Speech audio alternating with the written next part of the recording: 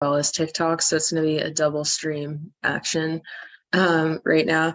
But I wanted to do a video that I'll leave the link up on YouTube for anyone who pops into the TikTok live partway through and wants to rewatch it. So that's kind of the bonus of having this on YouTube, is that I'll save the live for other people to join. But I wanted to do a discussion on horse industry welfare based off of the posts that I've made within the last couple of weeks and what I've noticed from the comments on said posts, and just share some ideas that I had pertaining to equine welfare and just the general changes that I think would be good to move towards in the horse world, because we are quite far behind in comparison to a lot of other animal industries. And it's going to be a situation where if we don't start to address that soon, especially with how technology has advanced and how much stuff can be shared online, it's going to end up becoming a pretty large problem for us in the coming years, especially with how publicly so many horse people show off how little they want to change, and their lack of desire to kind of self-reflect and consider any need for change in the industry.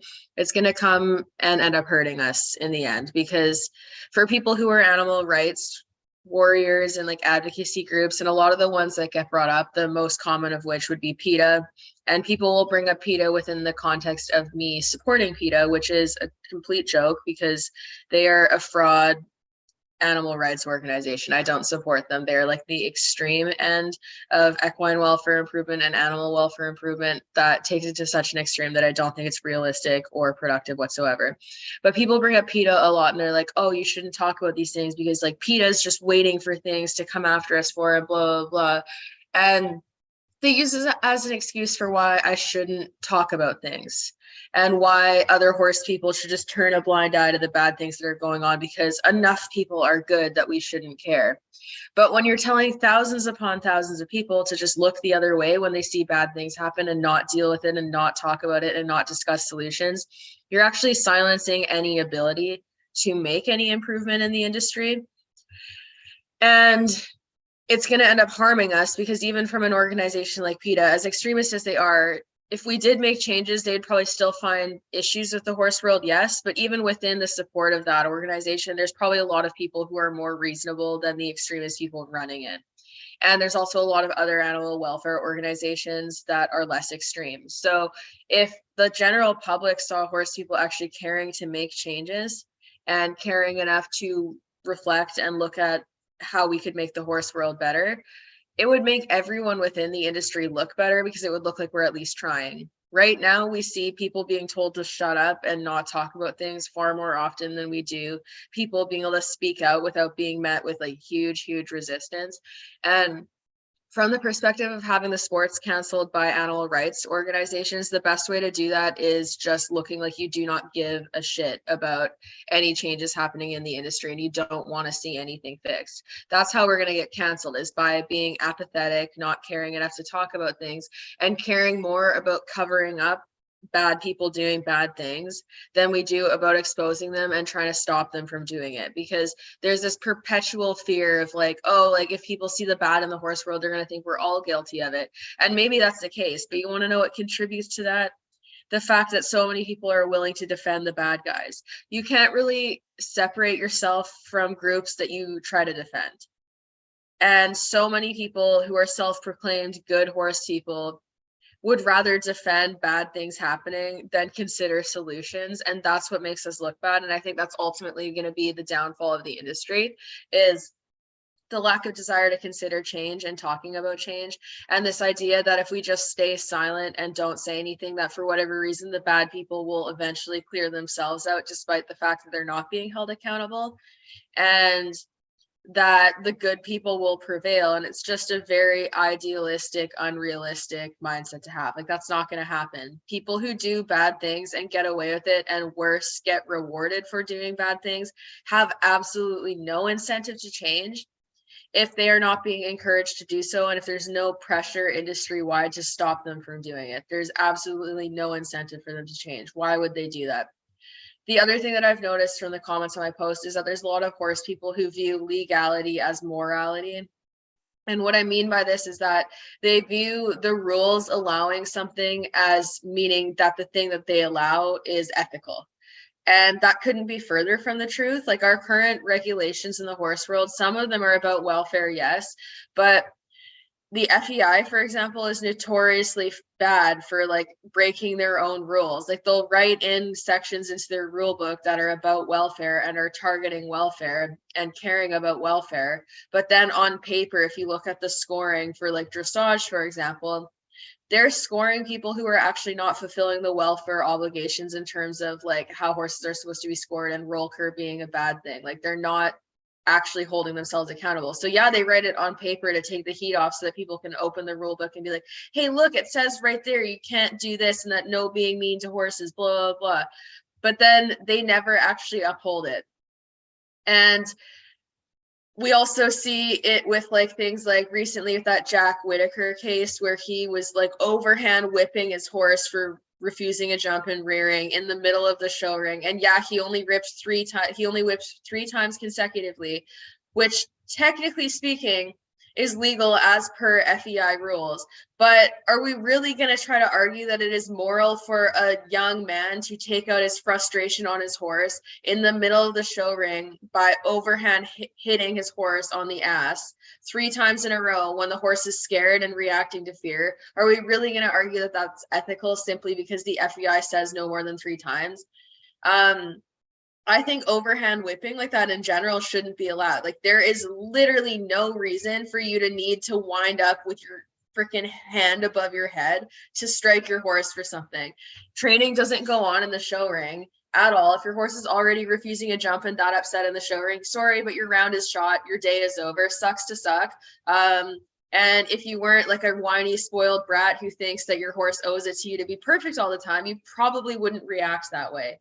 So it's frustrating because we're enabling people who show the worst of sportsmanship. Like, I don't really care if it was a horse that was involved in that situation. It would bother me in a similar way in terms of bad sportsmanship if Jack Whitaker had picked up a fucking tennis racket and slammed it on the ground and broken it 3 times in a row like that. It doesn't really matter. The act itself is an indicator that someone does not have good sportsmanship. They can't handle entering the show arena and having a bad day. They need to throw themselves and have a temper tantrum about it. That is a sign that someone is not equipped to be at the upper levels of sport, that they need to chill out, they need to develop their sportsmanship and learn some emotional control. And that's even with sports that do not involve animals that have feelings that matter and don't necessarily consent to what they're doing. So something like that, it's like just because the rules enable it, we're enabling behavior that is embarrassing, that makes everybody look bad. And if you do not do stuff like that, and if you don't support doing stuff like that, and if you believe that you're better than that, then there's no reason to support it, because supporting it lumps you in with people like that.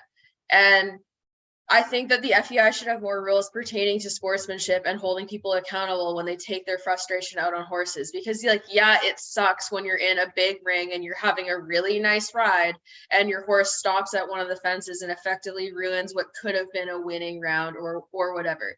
That sucks. It's disappointing. It can be frustrating. Maybe you've practiced a lot and the horse is doing really good, but that wasn't their day. And yes, it sucks. But then if you don't want that to happen, and if you don't want to have to consider putting the feelings of another animal into your brain when you were working with them, then do a different sport. Go get a dirt bike. You can pilot a dirt bike around a track, and then if you don't screw anything up and you do stuff perfect and everything goes well, you don't have to factor in the feelings of another creature to your run. Like, go work with something that doesn't have a mind of its own if you can't handle it.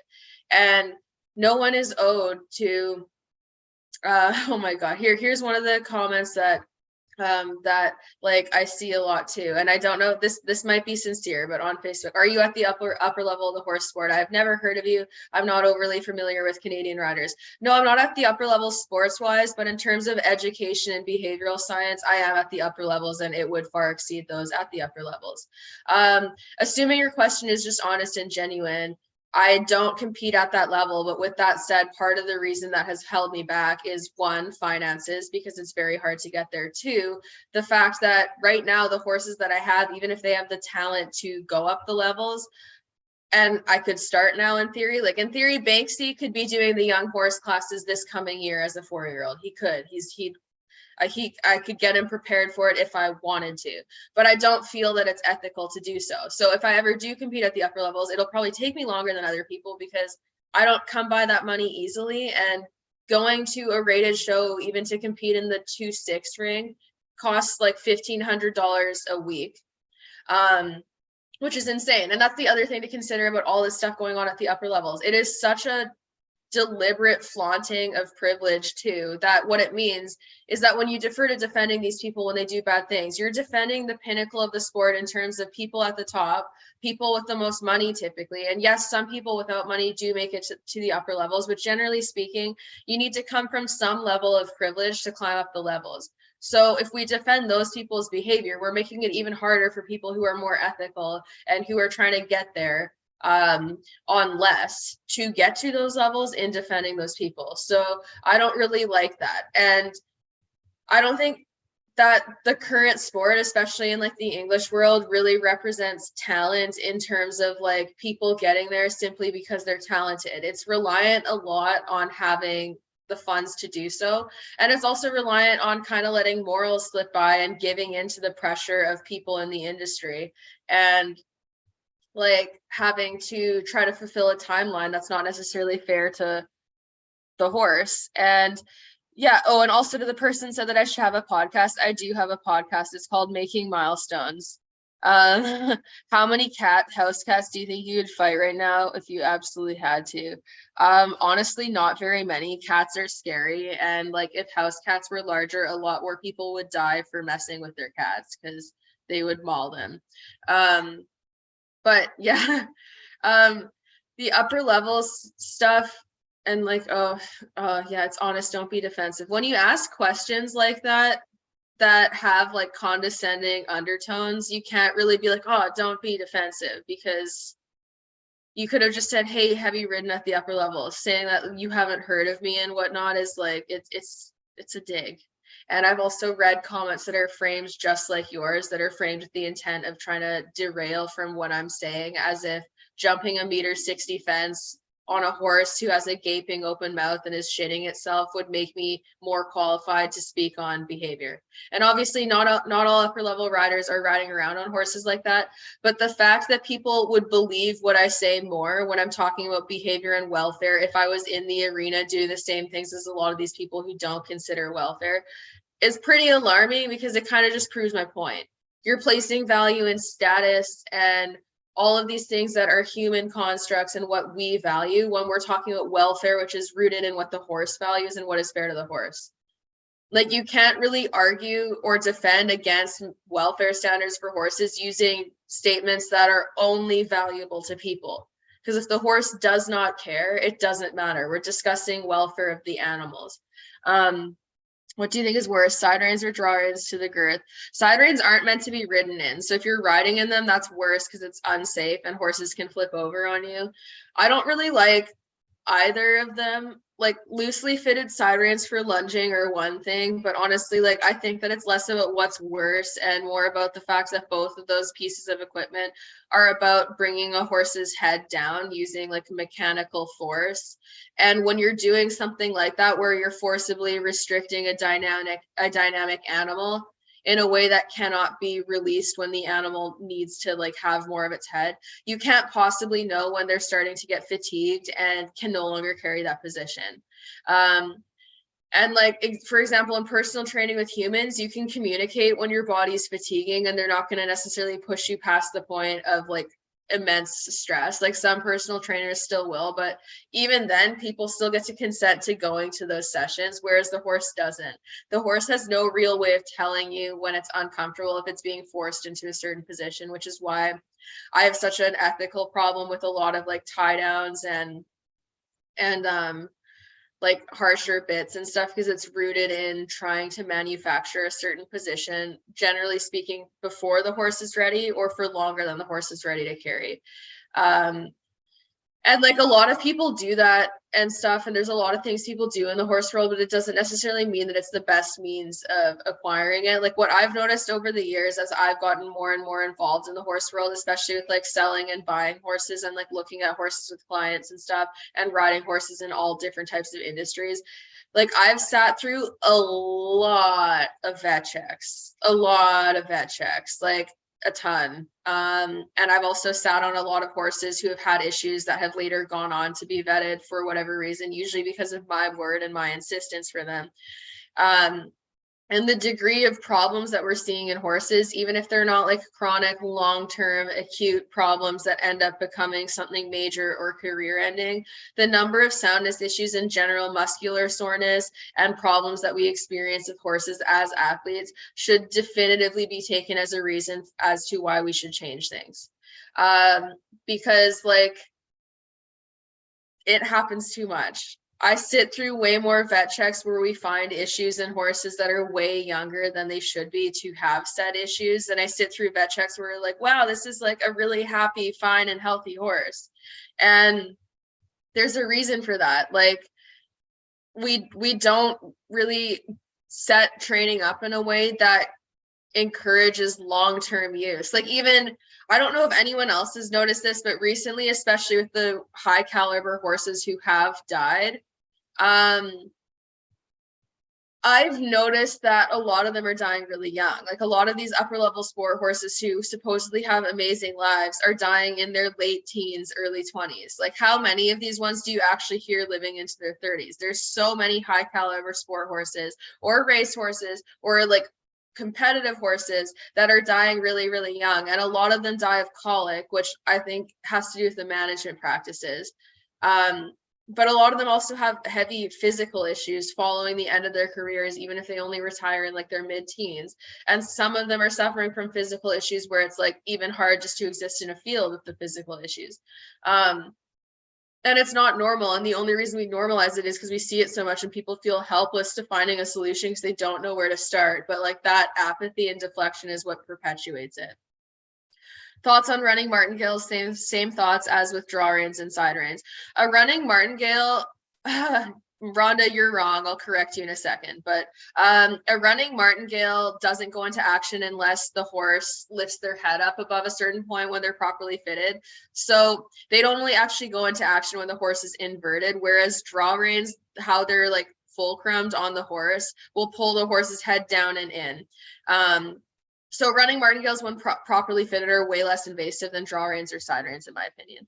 To Rhonda, who says colic doesn't have anything to do with management practices. You could not be more wrong. I'm not trying to be a dick, but it is just true. That is flagrantly wrong. And when you're going to state something as fact and argue with people, you should make sure you know for sure that it is. Colic and its connection to management practices is one of the more documented things in horse care and studies. And it has been consistently linked to high starch diets, so high grain diets, which is very, very common in modern sport horses and race horses. In addition to that, colic. Colic is the #1 cause of mortality outside of old age related death in horses. It kills the most horses by far.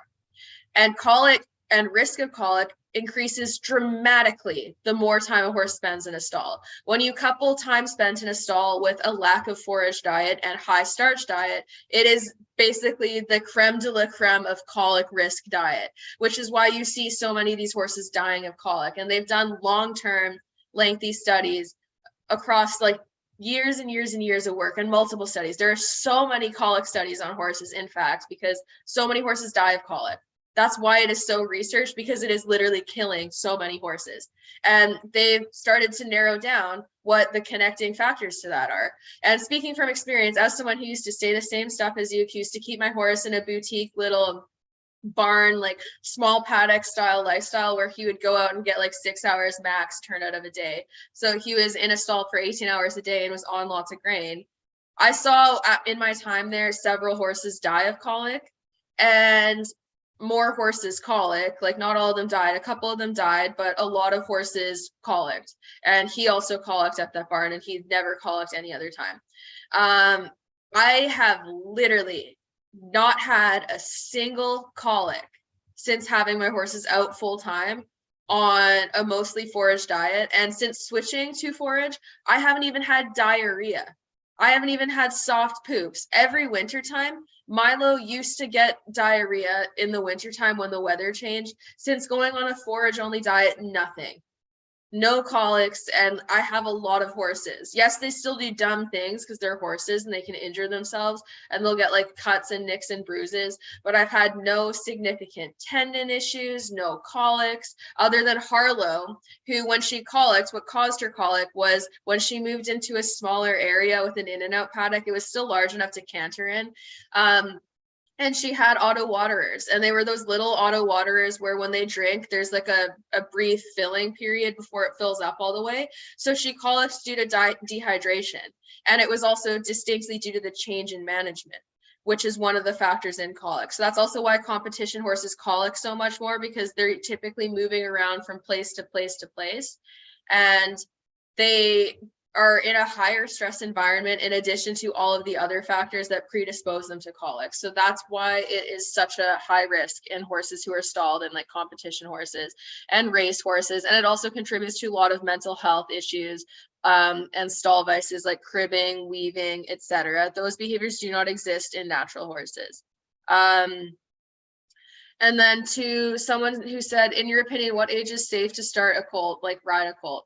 I don't think that realistically, and like this, people can disagree with me. I don't really think that there's any reason to get on them before 3 at the earliest. And even at 3, I think the way we start horses needs to differ from how we have done it. Like it shouldn't be like, oh, like I'm starting my horse, he's going to go into a training program where we're riding like for half an hour to an hour a day. It should be something like, okay, like let's ride him like for 10 minutes this time. Okay, like 10 minutes. Let's do some more groundwork this week. He can have 1 ride a week this week.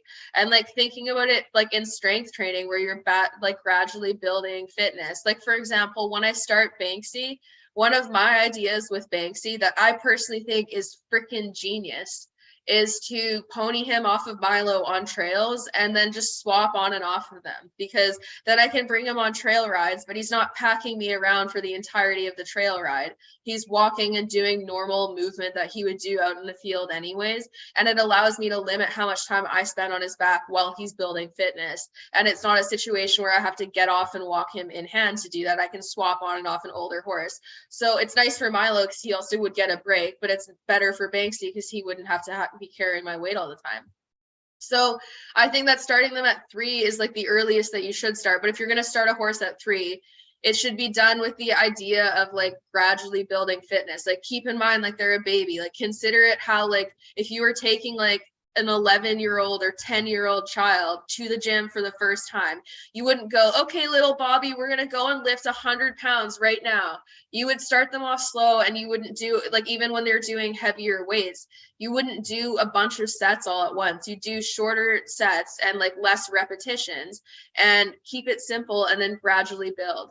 You wouldn't try to just do it all at once. So that's kind of how I would be starting horses. And even like with the racing industry, like a lot of the training that they do with those horses doesn't necessarily require a rider. Like you could train horses on treadmills or just teach them to gallop, like use A to B's, like what they use in positive reinforcement training, and use sprint training that way.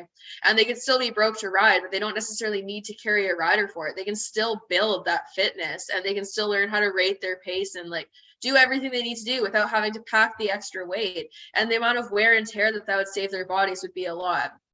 So, but for me, like since Banksy's like, he's 3.5 and I've not gotten on him yet, it's not necessarily because I'm like judging everyone who gets on a 3-year-old, but it's like I bred the guy and like I've already had him for 3.5 years and I've been doing groundwork for all that time. So I'm just not really in a rush to climb on him and get on him. Like I've done some bellying over on him. He tacks. He knows how to do stuff, and groundwork is also prepping him for a lot of things that I'll teach him under saddle. Like all of the cues, all of the ridden aids, all of the steering aids, I'm going to teach him from the ground. So I don't really need to get on him because there's still a lot that I have left to do, because I want to start him tackless or like bridleless at the very least. And there's not really a safe way for me to do that other than making sure I've prepared him well. So there's no benefit to me to starting early, because it would either mean screwing up what I've had as a goal for several years now, and not having it go well, or changing that goal when I don't think I need to. What are you trying to change? Judging, discipline to riders. What is your end result with your passionate complaints? That so far I agree with. I wouldn't really say it's complaints to point out problems. We need to kind of change the narrative, because complaint makes it sound like it's my problem instead of the result of me noticing things going on in a sick industry. Like, the only way I wouldn't care about these things is if I didn't care about the issues in the industry. So I think we need to reframe our narrative of how we view it, because the horses are the ones complaining the most. We're just ignoring it. I'm just using myself as a sounding board. But what I'm trying to change is the general understanding of industry welfare and horse practices. There are so many things in day-to-day care, management, and training, exemplified by Rhonda on the TikTok chat, who said that management is not correlated with colic at all. There is huge misinformation in the horse industry that even the most well-intentioned people are going about doing things in the wrong way because of how they were taught. And you can't fix that without re-educating the population. So I think that we need to actually take what we know for welfare and care practices of horses and take those and use them in regulatory boards for competition, and use them for how we score a competition, who gets to enter the competition, what equipment is allowed in the competition, as well as using it to reframe the idea of how horses should be cared for. Because a lot of people use horse behaviors that they cause in their stressful training and management as a reason to justify why they need that stressful training and management, rather than figuring out that the management is what's causing the issue. And as soon as it's changed, you notice a huge change in behavior. So making these changes in the horse world will keep horses happier, but it also serves the purpose of keeping riders much, much safer, which I think is really, really important. Can you succeed as a rider in this current environment as a competitor? In the jumper ring, I could, because it's just judged on time.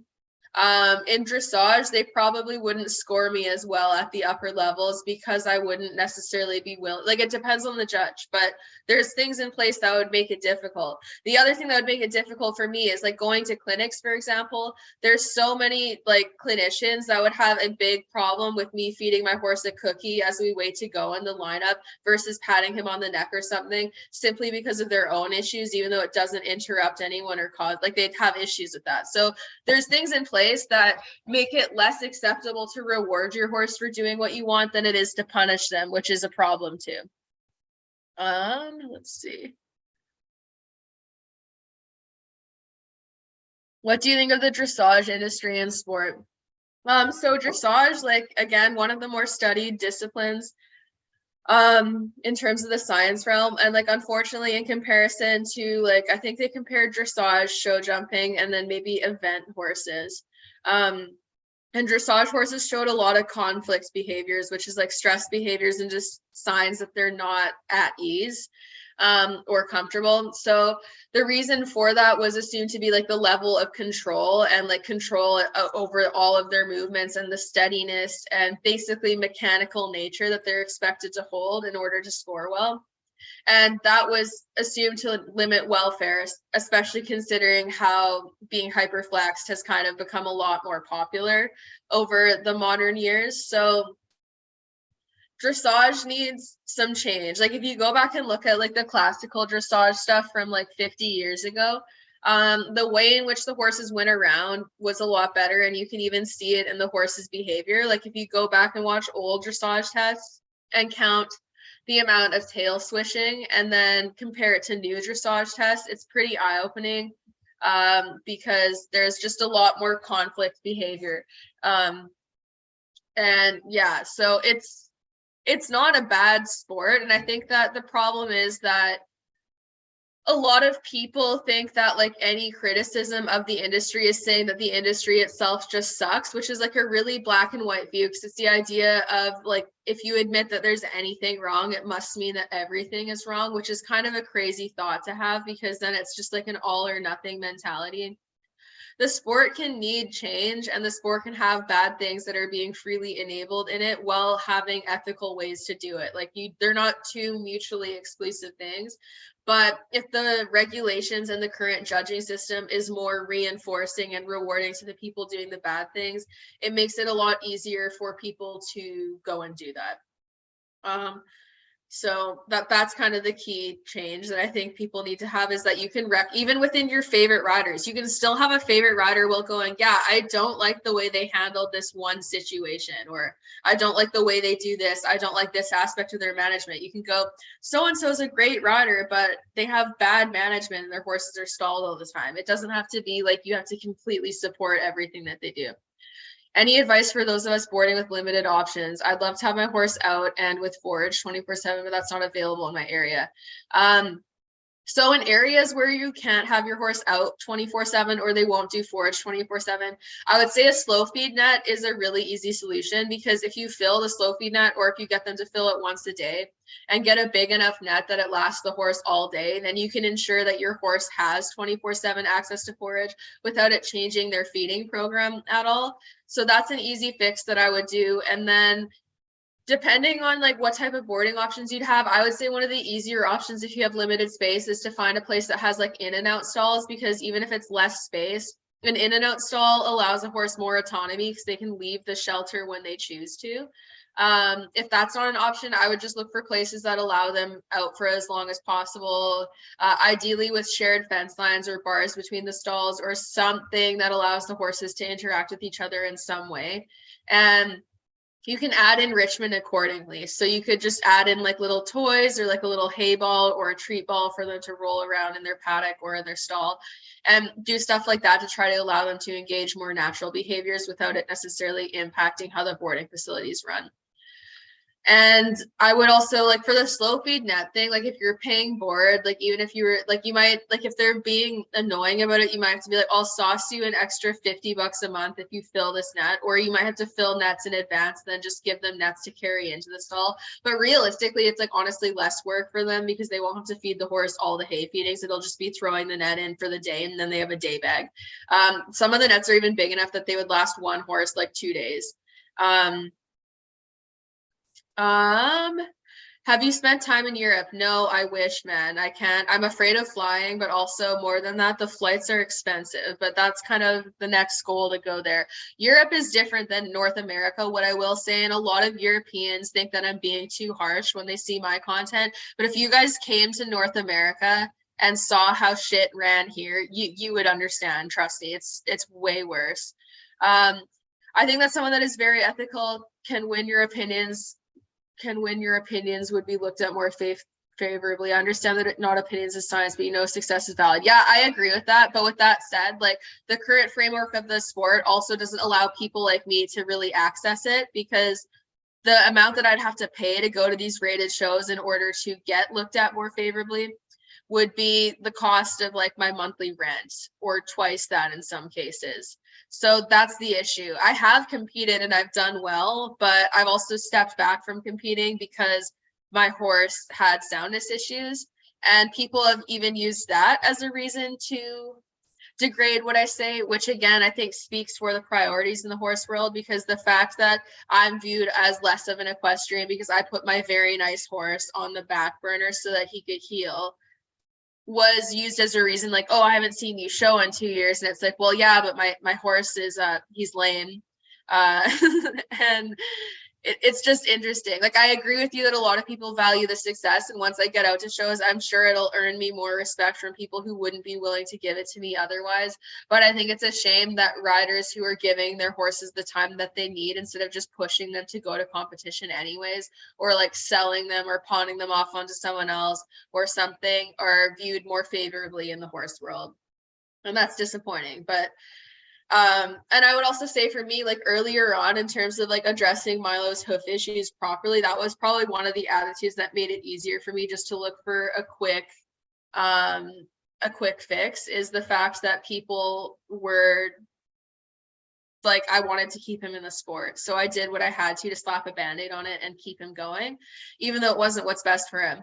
What do you need? Money, sponsorship, horses, or all? Honestly, the biggest detractor for me was show fees. I have very nice horses now, and I'm at a point now where, so long as everyone's on the upward trends that they're on, I will be able to show this year, hopefully. But with that said, like I have a lot of youngsters. So in terms of actually giving people the performance that what they'd look for, I would probably get more respect from showing Banksy in the young horse classes this year, but I won't, because the 4-year-old classes start at 3'6" and he is a baby and I'm just starting him. And then with Milo, it'll be his first year back. So it'll just really depend on his headspace, because he hasn't been back in the show ring since he had very sore feet. But the main detractor for me is the show fees. Like I live really, really close to Thunderbird. So getting there, I can haul back and forth from my house and keep my horses stable here. So it's perfect from a welfare standpoint. But to compete at Thunderbird, even in the smaller rings, and not do like any big major FEI classes, is like $1,500 a week. So it's expensive. So I'm saving up, and if I can do it, I'll do it, because Milo would be kind of the top candidate for me to get into the show ring, because he's my most trained horse. But since he's coming back from hoof issues, I ultimately just have to see how he does, because Thunderbird and the local show parks here, the footing there is probably going to be a bit of a trigger for him, because he was so footsore for so long. And I haven't taken him there since his feet have been as good as they are now. So hopefully he'll start doing that soon, because he's been coming back really well, but it's been a long time.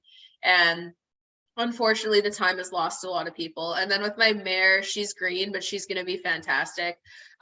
She also has some body issues and like nerve impingement from how she was handled at the racetrack. So she's been off for a while too. And like her feet are phenomenal now. Like they were always pretty good, but they're excellent. And she's stopped head shaking over the winter, which is really good. But I'm sending her to do like physio for a month in January to just kind of get jump started and get like her nerves worked on and get loosey goosey, and then bring her back, because she was just not comfortable. So that for both of my horses, that's been the case.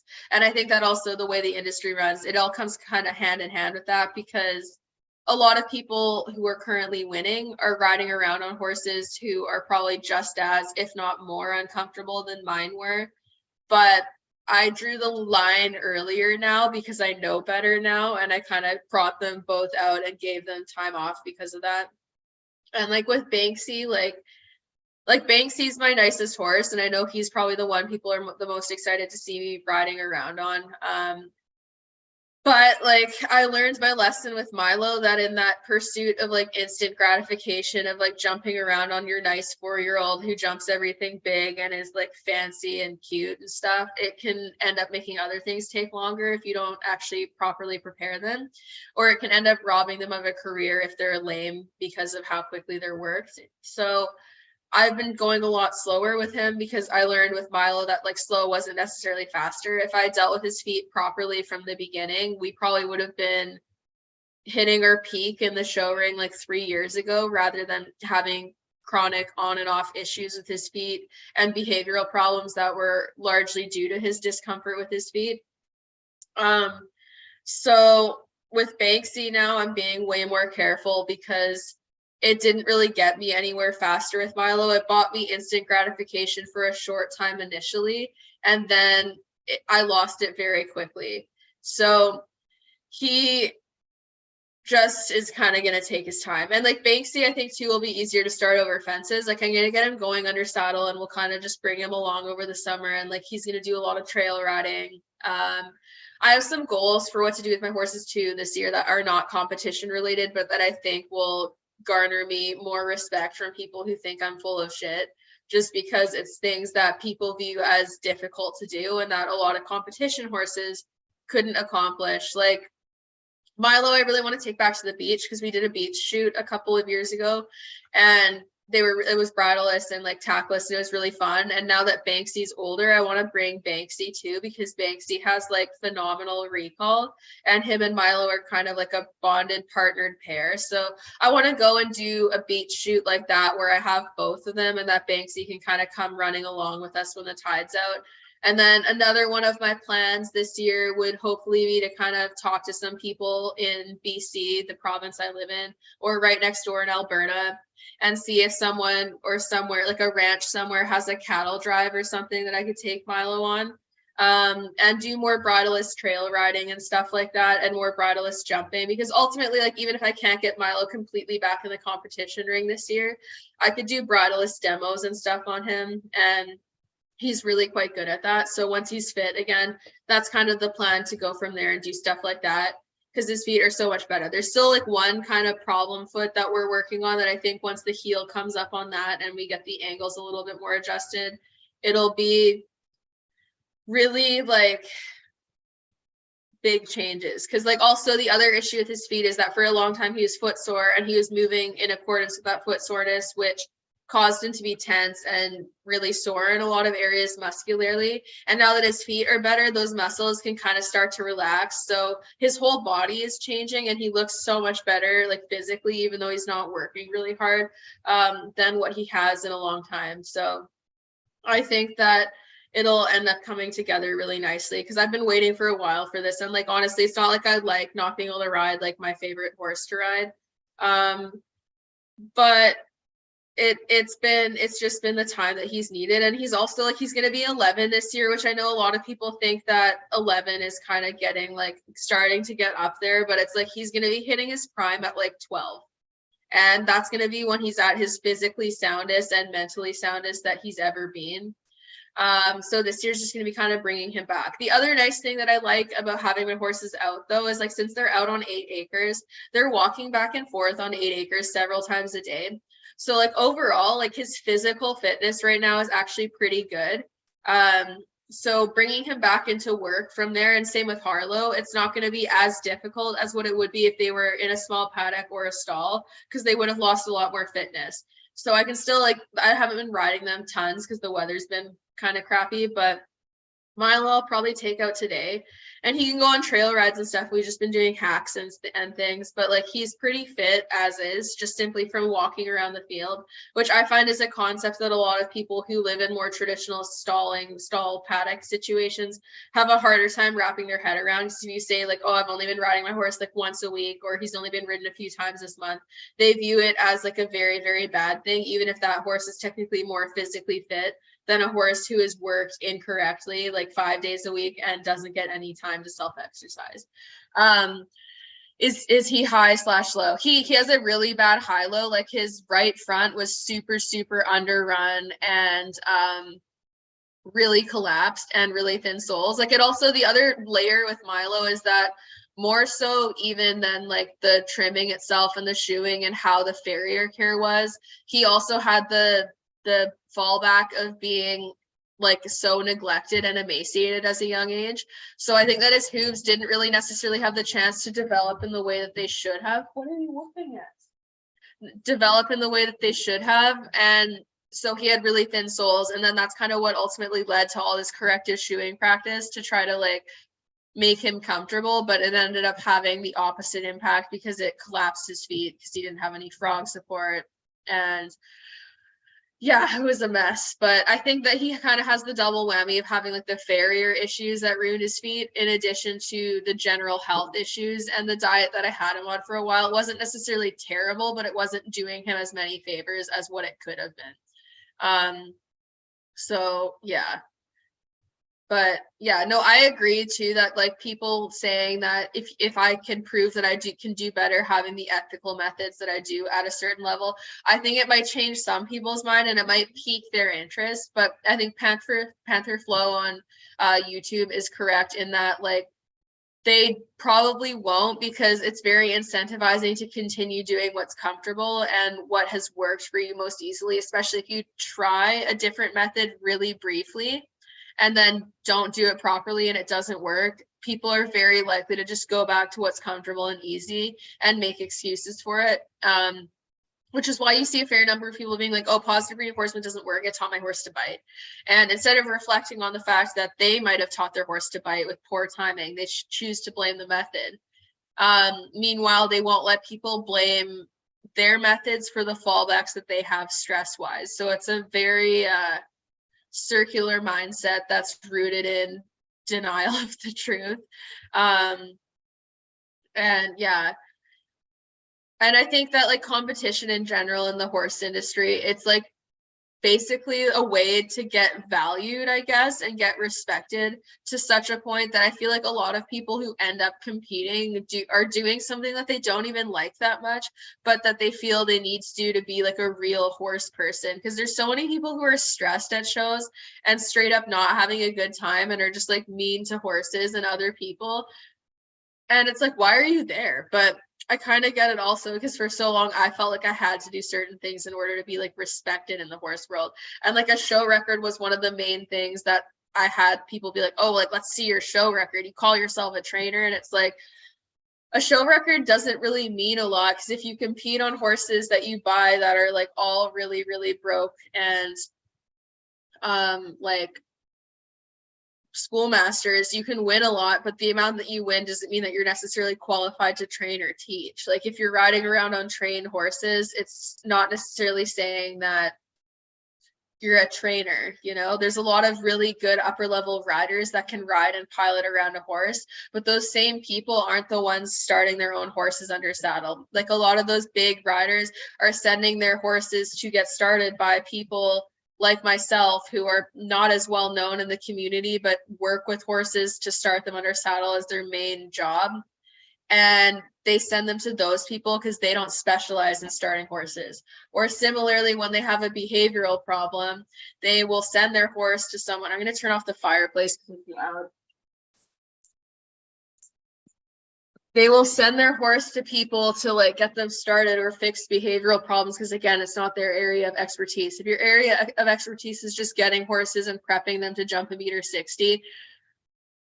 your opinion shouldn't be taken as law on things that are specific to like behavioral issues in starting horses, because genuinely speaking, a lot of those riders do not do that prep work with their horses.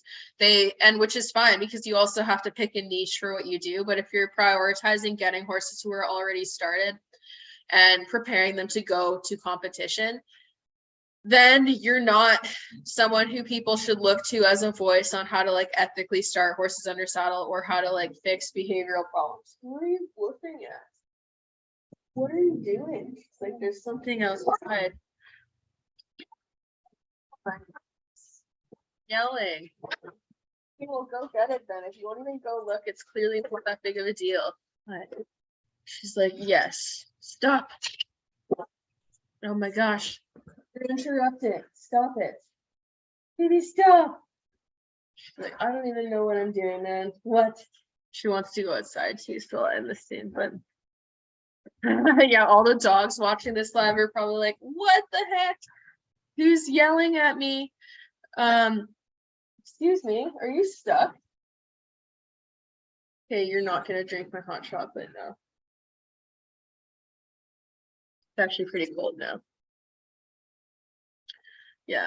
Yeah, and I agree. If you're training horses in any capacity, you should be required to have a background in behavioral science. And I think too, like that's one of the biggest issues in the industry in terms of why so much mistreatment is enabled. A lot of the best riders in the world, who are like the best riders on paper, cannot actually describe how their training works. Like they don't understand how it actually changes the brain and how animals learn. Which is why you have a lot of people who use pressure and release that get mad when you say that pressure and release or negative reinforcement is the relief of an aversive. And getting angry about hearing that shows that they have no idea how their training actually impacts and feels to the animal. And if you don't know how your training works, but you're using it anyways, then that's really dangerous, because you're perpetuating issues that can just screw up the horse without even knowing that you're doing that. So it makes it really easy to rewrite reality if you're training in a way without understanding how it actually impacts an animal. And also a lot of the excuses that I hear for why positive reinforcement training is something we shouldn't do are rooted in a lack of understanding of the application. Like the amount of people I've had comments on my stuff that are like, oh, your horse is always going to expect treats now if you use treats. And it's like, even the most cursory look, if you look up rewards-based training in animals online, almost guaranteed the first article you are going to find will mention a bridge signal and will mention how important a bridge signal is. But people don't want to look it up, but they want to judge things that make them feel uncomfortable. And that's the key difference. Like people say that I judge a lot, but it's like I'm judging from a place of concern for the animals. And yeah, like it's interesting. Yeah. And also like, yeah, stress signals, because we're not taught stress behaviors of horses accurately. And like, I certainly wasn't. I was taught that like cribbing was like they're playing, or weaving was just like, oh yeah, he's just dancing, he's just being goofy. And the horse meanwhile is like shitting himself. And even stuff like ulcer behaviors, like when you saddle a horse, they're pinning their ears, kicking out and trying to bite you. A lot of people are just taught to ignore it and keep going on, and that it's something totally fine. And stuff like that just teaches people from a young age, or whenever they start in the horse world, to not actually like recognize what they're seeing, and they rewrite it from their perspective, which is unfair to the horse. Because like realistically, like if your horse is trying to bite you, what we need to consider is that horses are really passive animals. Like they're one of the most passive animals that you can work with. So if they're actually trying to physically assault you in some way, it's really time to ask why. Because like especially if they're not being trapped or cornered, like horses who get so aggressive that they're trying to like attack people when they enter their stalls, almost always the person's fault. Yeah, actually always the person's fault. And like with the girthiness and stuff too, like the reason why they get loud like that to the point where they want to connect with you and bite you is because they've had those behaviors ignored for so long.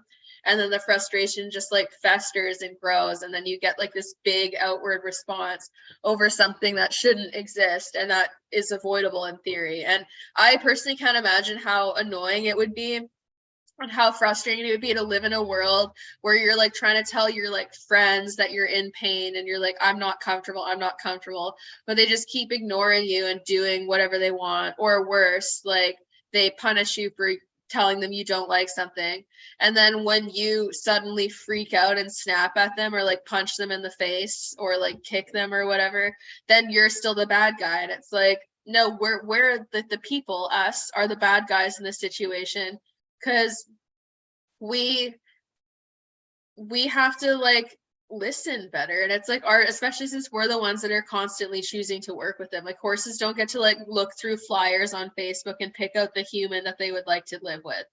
We get to pick our horses, we get to selectively breed them. We have access to the internet now. Like back like 15 years ago, there would have been a little bit more excuse to be ignorant because there wasn't as easily accessible information as there is now. But now there's so much information out there that can immediately teach you how to do things differently, or teach you some of the glaring misinformation that we learn about equine behavior. And that won't happen until we make changes where we're like, we recognize that there is like lapses in education and misunderstanding of horse behavior. That's the only way we can really make needed changes, because otherwise we're kind of doomed. And I think that it'll like be really nice to see the more people who start to be open to like the idea of changing how we view the horse world and the information that's put out.